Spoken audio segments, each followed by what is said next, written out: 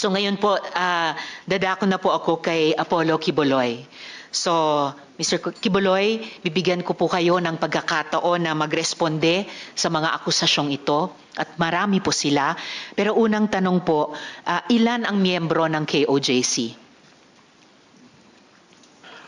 Salamat po, Madam Chair, sa pagkakataong ito na makaharap ko ang lahat ng mga nandirito at narinig ko ang kanilang mga testimonya.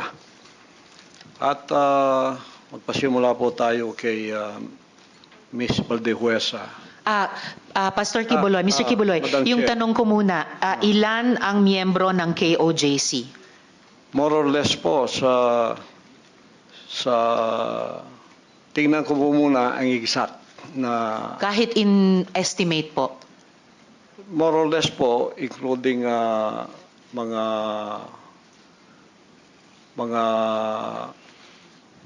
partners, yung ibig sabihin ng partners, yung hindi pa membro, pero covenant partner na sila, mga more or less 7 million. So kasama, so miyembro plus covenant partners, mga 7 million sa inyong pagkabilang. Okay, sa mga follow-up question ko po, dun sa mga testimonya ng mga victim survivors, sinexually abuse nyo ba ang mga babae at mga menor de edad? At ginamit nyo ba ang relihiyon para i-sexually abuse Wala sila? pong katotohanan yung kanilang mga sinabi. Kung meron po silang mga charges na criminal laban sa akin, malaya po silang mag-file ng kaso at doon ko haharapin at sasagutin sa tamang forum sa korte ng ating lupa tulad ng kinakaharap namin ngayon. And actually, on that matter and for the record, may at least isa sa victim survivors na dati nang naghain ng kaso sa inyo dun sa Davao, kaya lang dinismiss. Kaya inappeal nila sa Department of Justice. Yun naman pong mga testimonya ni na Ms. Valdehuesa at ni Julia, tinatanggi nyo ba ang mga testimonyang iyon? Tinatanggi ko po. Wala pong mga katotohanan yung kanilang mga sinasabi, kundi sa aking paningin ay kabaligtaran. Ngunit hinahamon ko po silang mag-file ng kaso sapagkat ito ay mga kriminal na mga allegations. At ito ay para maging fair, ay maghain po sila ng mag-file sila ng kaso laban sa akin o kanino mang kanilang gustong mag-file laban sa mga kingdom na leaders or members because we are under the law of the Republic. Tulad po kay Masayon, yung kanyang sinabi. Pastor, i-interrupt ko muna kayo doon dahil tinatanong ko muna yung mga testimonya ni na Ms. Valdehuesa at ni Julia. Sorry po. Pinalimos niyo po ba yung mga bata para i-sustain ang operasyon ng KOJC at para tustusan ang inyong lifestyle? Wala po kaming mga palisiya na magpalimos ang bata. Pero walang polisiya man, pinalimos niyo ba sila? Hindi po. Wala pong katotohanan yun. Okay. Yung mga adults po, Ganun din pinalimos nyo ba sila or pinayagan nyo ba silang maglimos para sa operasyon at lifestyle ng KOJC? Wala pong polisiyang ganon ang kingdom na magpalimos. Wala mang polisiya pero pinalimos nyo ba sila, Hindi yung po. mga adults? Hindi po. Wala pong katotohanan yun. Alright. Pinayagan nyo ba yung pang-aabuso at pag-torture sa mga miyembro nyo? Hindi Halimbawa yung parusang dry fast? Hindi rin po polisiya ng kingdom ang batas ng pagparusa ng tao ay ipapasting para mamatay. Napansin ko po, lagi kayong nagre-refer sa polisiya, pero ang tinatanong ko po ay yung practice. So, pinaabuso nyo ba, pinatotorture nyo ba yung mga miyembro nyo? Pinapa-dry fast nyo ba sila? Sa freedom of religion po natin, meron tayong separation of church and state. At tulad ng sinabi ko, yung fasting ay voluntary kung tatanggapin mo. Hindi po ipinipilit. Alright. Kayo ba yung nakaisip nung modus na piliting magpakasal yung mga miyembro nyo na hindi naman magkarelasyon para manatili sila sa ibang bansa? Sino pong nakaisip nun, nung modus na yon? Because this is under the investigation already, I invoke my right to remain silent on this issue. All right. Quickly lang po kay Ate Gingging, yung dry fast po ba, voluntary ba ito? No, for sure. No. All right. Salamat It po. was an instruction. Instruction. So, hindi siya voluntaryo, instruction or utos siya. All right. Salamat po. Mr. Kibuloy, boses nyo ba yung nasa audio file kanina, yung binabantaan mo yung si Stephanie o si Pane? Kailangan po i-authenticate kasi ngayon malakas ang AI. So pero boses nyo ba yon yung nagbabanta kay Pane o kay Stephanie? It appears na parang boses ko. Pero Alright. hindi ko po ma-authenticate kasi ngayong panahon na to malakas ang AI. At Kaya- sino po si Stephanie Ibarra? Sino po si Pane? Isa po sa mga manggagawa. Manggagawa. Ano po yung relationship o relasyon nyo kay Pane o Stephanie Ibarra? Isa pong manggagawa.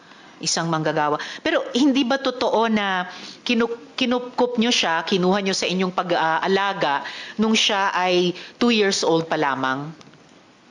With this issue po kay Pane, I invoke my right din to remain silent. All right. So, pero sa pagkaalam po namin, inalagaan nyo siya nung bata pa lamang siya. So, parang naging tatay kayo ni Stephanie o Pane Ibarra. Tama po ba? I invoke my right to remain silent Invoke. po sa issue na yan. Okay. Kasi sa audio file naman po, sa kabila nung sa pagkaalam ay kinupkup nyo siya nung 2 years old pa lamang, bata pa lang siya, na parang naging tatay kayo niya. Pero sa audio file, bakit parang asawa? Asawa nyo kung ituring itong si Stephanie o Pane. I invoke my right to remain silent on that Alright. issue rin po. Ngayon po, kino-confirm nyo po ba na meron kayong isang hukbo o private army sa inyong disposal? At ano po iyang tinatawag na angels of death? Yan po ay kasinungalingan at kung yan ay akusasyon, inihiling ko ang accuser na mag-file siya ng kaso laban sa akin. Okay. So, sinasabi nyo kasinungalingan yung isang hukbo na nasa inyong disposal. Opo. Pero ano naman po yung angels of death? Hindi ko po, imbento po nila yan eh. Imbento lamang. Ano ang, kanina po kasi sinabi po ni Sir Edward na yung, ano ba ito? Yung, saan na ba yung notes ko? Teka ha. Okay, Edward. Yung 2nd Metro Davao Signal Battalion ay may kaugnayan sa Task Force Davao. So, ano ang ugnayan kung mayroon ng Angels of Death dun sa DDS o Duterte Death Squad naman? Wala po akong personal knowledge niyan, so I Walang invoke personal my knowledge. right to remain silent on that issue also. All right. Tapos pwede nyo bang ibahagi sa amin mula sa perspektiba nyo yung detalye ng law enforcement kung papaano nakuha nila ang kustodiya sa inyo? Pakiulit po. Mula sa inyong pananaw at karanasan, paano pong nakustodiya kayo sa kamay ng gobyerno, ng ating law enforcement With agencies? that issue po, I also invoke my right to remain silent. All right. Sige. Bago po ako dumako naman kina General Torre, meron po akong IFA flash dito po sa ating monitor. Panoorin natin lahat, pati ninyo, Mr. Kibuloy. Inaayos lang po yung pag-flash natin dito. Naglalag lamang po, pero andito na dito sa gilid.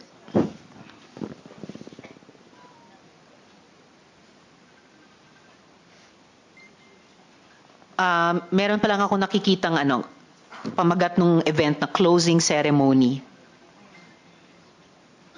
Okay. Welcome, closing ceremony.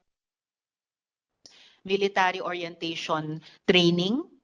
Baka ito yung binanggit ni ni Edward kanina na ganitong klaseng training ng mga paaru na nasa 2nd Metro Davao Signal Battalion na may kinalaman sa Task Force Davao, yung paaru sa ilalim ng 11 RCDG or yung 1105th Community Defense Center. Okay. Edward, alam nyo ba itong closing ceremonies ng military orientation training na to?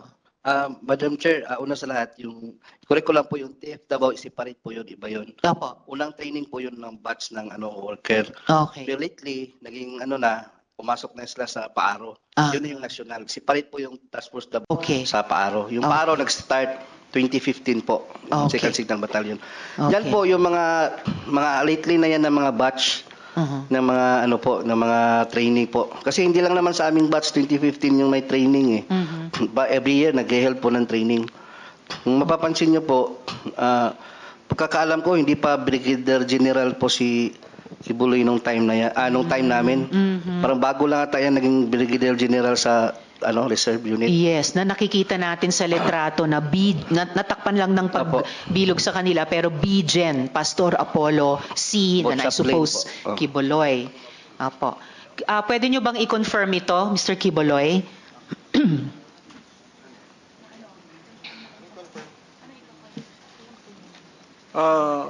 Still on this issue, I invoke my right to remain silent din po.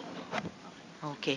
So kaya ko noted, ini-invoke nyo ulit yun, kaya ko ipinakita sa ating lahat ito, dear colleagues, ang mahalaga, ang military training na ito, lumalabas ay para alagaan si Mr. Kibuloy, hindi po para sa bayan. Na ang alam natin sa ating mga armed services, yun talaga ang mandato nila.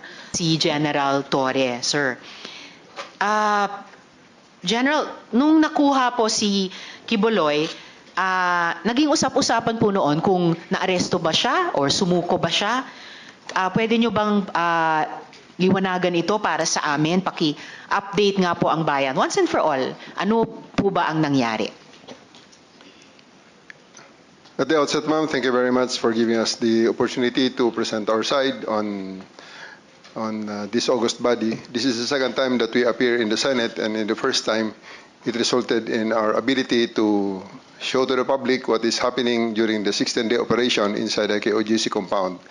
And today, we do hope to continue with our quest for justice to help the victims look and find and receive the justice that they also deserve. Regarding the arrest of Mr. Kibuloy, in all intents and purposes, in our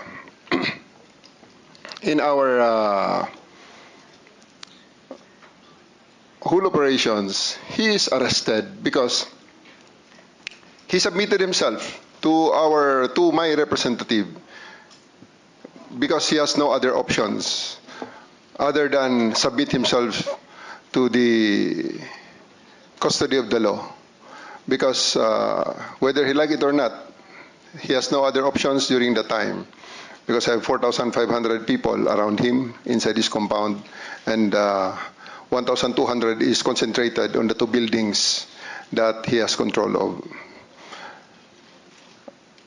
On the part that he is saying that he voluntarily surrendered, it is just on the colloquial and the popular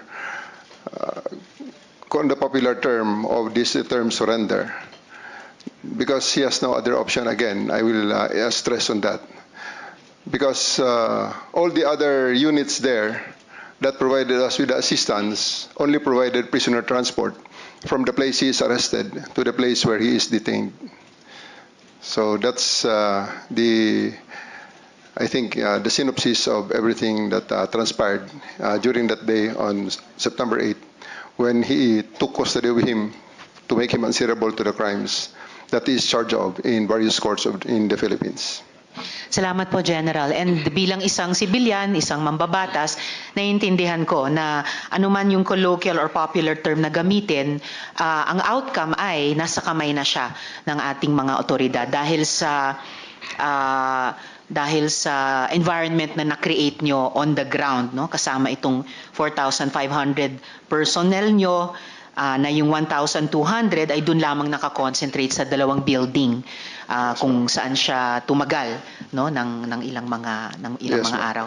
I Yes, do believe, General. ma'am, I do believe that the term surrender and arrest is being debated upon. Well, I do believe that the camp of Mr. Kibuloy would like to model the issue on the term the surrender and arrested because it has great bearing on the criminal case that they are facing, ma'am. So they can use the voluntary surrender term as part of their maybe their defense for and prayer for leniency and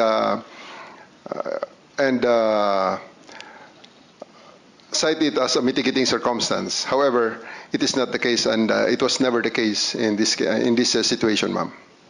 Well, in any case po, General, tulad ng nagtiwala kami sa PNP na sa tulong ng ibang mga other units na nag-a-assist ay mapapasakamay nyo rin si Mr. Kibuloy, may tiwala rin ang komite ngayon sa Department of Justice na ma-handle alang-alang sa mga victim survivors at alang-alang sa ating bayan yung mga kaso ni Kibuloy. General, ang sabi niyo po ay may mga continuing crimes na nagaganap sa loob ng KOJC compound. At sabi niyo po na may mga iba pang mga biktima na gusto ng PNP pang sagipin. So, pwede po ba kayong mag-elaborate tungkol dito? As of the moment, ma'am, we are partnering with the Department of Justice in building up other cases to be filed against Apollo Kibuloy and his cohorts, his companions. Last week, we have filed sedition and inciting to sedition charges against them through the Department of Justice and with the assistance of the special prosecutors assigned by the DOJ for this case.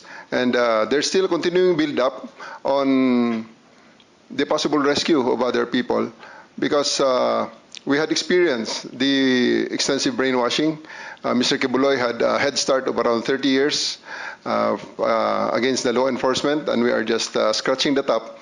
And I do believe that as time goes by, as people see the fallacies of his declarations, more people and more victims will be having the courage, will summon the courage to actually seek for the redress that the law is ready to give them. Maraming salamat para doon, General Torre. Yun din yung wish ng komiteng ito at napaka-importante yung sinabi nyo na may build up pa kayo para sa dagdag na possible rescues. Of course, mga adults din at lalong-lalo na siguro yung mga bata tulad nung anak ni Miss Jocelyn na buti na rescue na rin niya, no? At sa tulong din ng DSWD at saka DepEd. Lastly for now, mula sa akin, General Torre, sabi nyo po, may mga humarang sa inyo sa pag-aresto kay Kibuloy. Ito ba'y, halimbawa, kagaya ng paglalagay ng mga fire truck, iba pang sasakyan para harangin yung highway mismo sa labas ng compound. Ito ba'y mga KOJC members din? O meron ding mga opisyal ng gobyerno? Sa tingin nyo ba ay may involvement pati yung local government sa pagprotekta kay Kibuloy? Well, on the direct evidence that we have right now, ma'am, we have seen members and non-members alike who had conspired to prevent us from serving the warrant of arrest for Kibuloy, or at the very least make it very, very difficult for us to actually do our job. And it's not for the persistence and faith of my superiors and the people from the government, and also the cooperation and the blood, tears, and sacrifice of my men, we would not have achieved and overcome that the obstacles that they did to prevent us from achieving the mission. We had experienced roadblock after roadblocks, and in the pressures, especially considering that the compound is very large and the only coverage that we have there is the SMNI, to which we are actually asking YouTube to take down, considering that it's being used to protect a fugitive not only from the Philippines, but also a fugitive of the laws of the United States. So we're asking YouTube to actually take down the channel of SMNI and also Facebook for them to prevent from using those social media platforms as leverage for their illegal activities and criminal activities, basically. And at this juncture, ma'am, I would like to thank the Senate for giving us this chance to show to tell our story, the side of the story, hoping that inevitably this is a hearing in aid of legislation, and I do hope that legislation will really be passed to help us and again give leverage to the law enforcement, because I can really feel that in the 6-10-day operation we have reached the limits of the law, and we have really tested the limits of the law there, and I do believe that we still did everything within the bounds of the law, however difficult it may be. And I do believe that it's time that we also try to adjust the law in the hope that it will be more responsive to the needs of the time. Because if we only listen to all those telling us that, especially the lawyers of Apollo Kibuloy, telling us that we are doing things illegally because for 16 days we stay there without a search warrant, citing that the use of the warrant of arrest as basis of our search, and stay there in the compound, which I believe that they are wrong, really gave us this sometimes this sense of doubting ourselves, especially that the propaganda day in and day out is hitting us left and right. And I do think that this opportunity comes, because if we don't adjust and make the law more responsive to the current times, it will create a situation where some people will be definitely beyond the reach of the law.